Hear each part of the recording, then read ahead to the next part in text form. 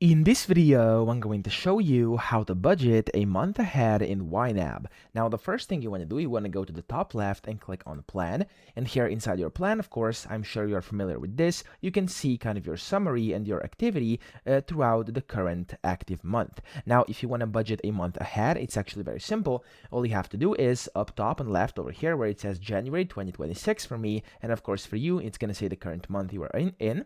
And then you want to click on this arrow on the right over here, and that's going to take you to the month ahead. So for example, for me, this is February 2026, and as you can see, nothing has been assigned yet over here, and it's going to show me kind of the available and stuff like that. So over here, of course, you could go ahead and budget a month ahead by just going and basically assigning different amounts over here like you would for the current month, or you could use this auto assign feature over here on the right hand side where you can basically assign same amounts as last month. You could go ahead and do an average spend or average spend, stuff like that. So for example, if I go ahead and select everything here, I can just go ahead and click on assign last month, and it's going to make me the exact same assignments as I did the month before that, so in the current month, which is actually very, very convenient, as you can see. And then, of course, if you don't like parts, you could go ahead and just customize these according to how you're planning to actually budget in the upcoming month. So that's basically how to do this. I hope this video helped you out. If it did, please subscribe to the channel and help me out as well.